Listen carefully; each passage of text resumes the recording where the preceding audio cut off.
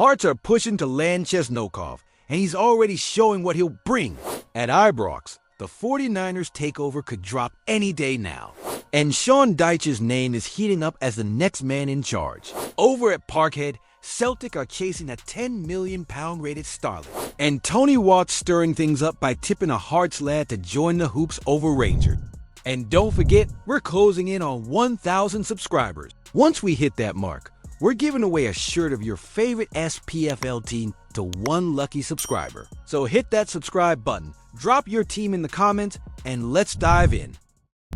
A summer shakeup is well underway at Tynecastle, and it looks like Islam Chesnokov could be one of the faces to kick off the new era for Hearts. The Kazakhstan international winger is closing in on a move to Gorgie, with a pre-contract deal set to be finalized next month. But here's the twist.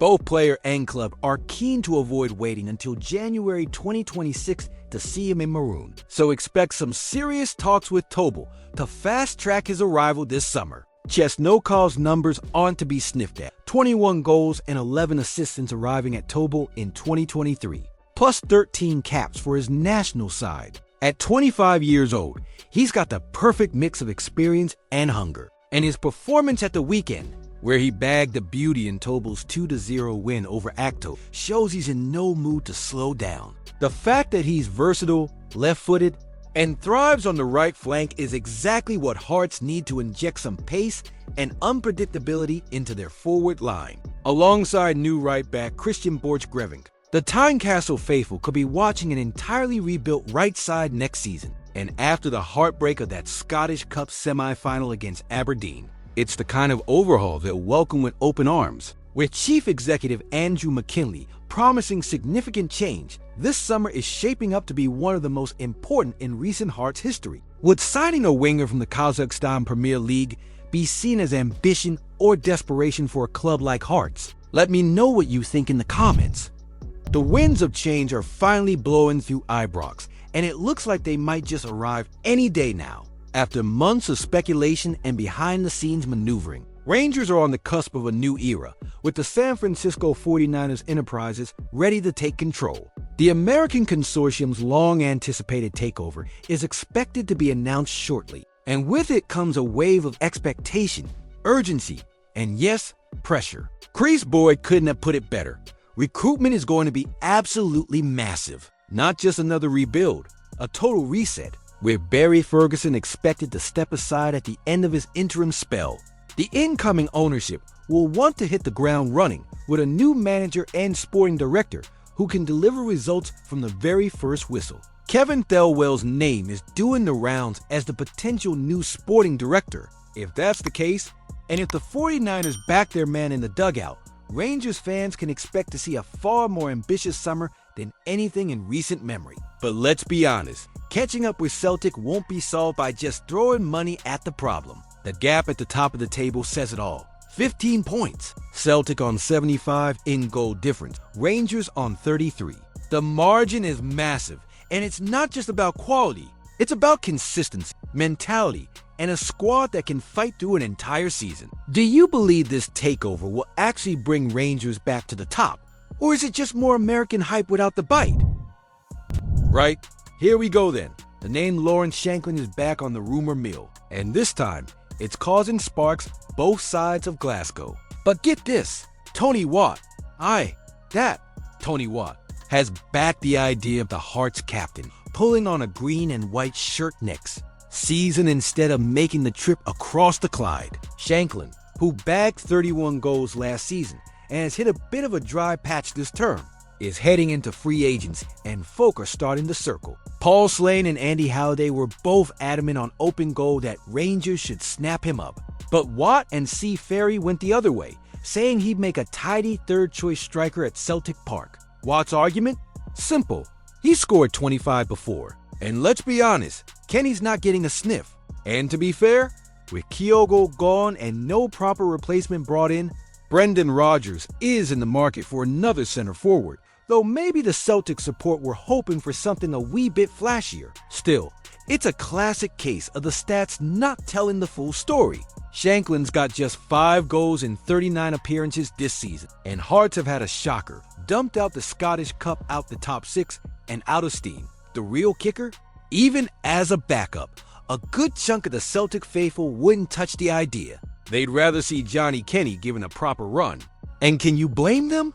Shanklin's a tidy finisher on his, but wearing the hoops comes with pressure, and a lot more than a decent left foot and an eye for goal. Would it be total madness to see Shanklin at Parkhead next season? Or could he actually do a job in that third striker role? Let me know in the comments and keep it spicy.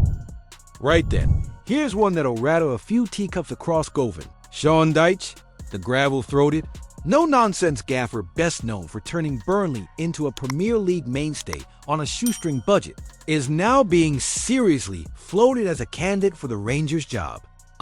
You heard that right.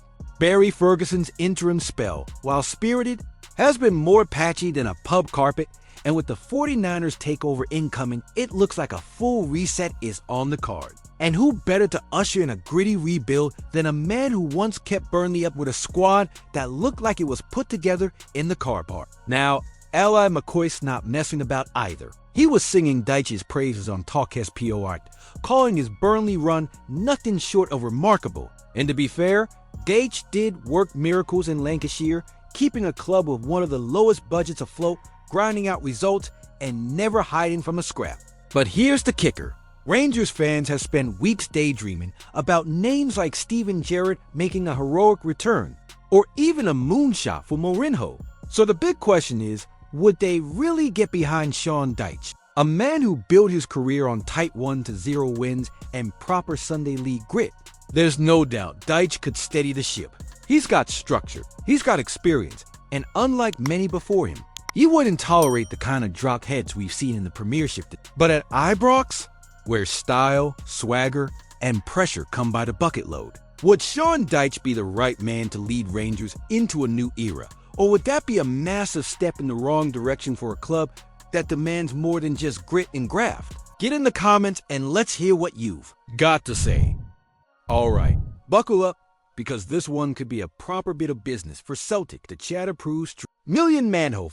That's right, a £10 million rated winger with pace to burn and a name fit for headlines is being tipped for a move to Parkhead this summer. And if the Hoops do make a move, there's already some serious backing for the lad to make the leap. The 22-year-old Dutch flyer has been one of the few bright sparks in a pretty grim Stoke City season. Despite bouncing between managers like a pinball, Manho still managed 4 goals and 5 assists in the championship, and he's been central to keeping Stoke's neck just above the relegation line. But let's not sugarcoat it. Stoke have been teetering, and with Leeds putting 6 past them at Easter, the writing might be on the wall. Now here's where it gets interesting. David Prutton, Sky Sports pundit and former midfield grafter, reckons Manho should jump at the chance to join Celtic. He didn't mince his words either, called the move tremendous, and spoke about life at Parkhead being all-consuming in the best way possible. We're talking European football,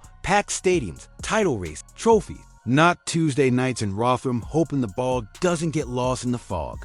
And with Luis Palma likely on his way out, there's room on the wings for fresh legs. Manho's pace, flair, and directness could give Brendan Rodgers exactly what he's been hinting at, that much-needed freshen up going into next season. Let's not forget, Manho was previously linked with Rangers too, before he landed at Stoke. But if Celtic can land him now, that's not just good business, that's a bit of poetic justice. Would million Manho be the kind of signing that takes Celtic to another level? Or is splashing that sort of cash on a championship winger a bit of a gamble? Let me know down below. And you know the drill, keep it spicy. And don't forget, we're closing in on 1,000 subscribers. Once we hit that mark, we're giving away a shirt of your favorite SPFL team to one lucky subscriber. So hit that subscribe button, drop your team in the comments. Don't forget to leave a like on the video. I post videos every day talking about our Scottish football. See you soon.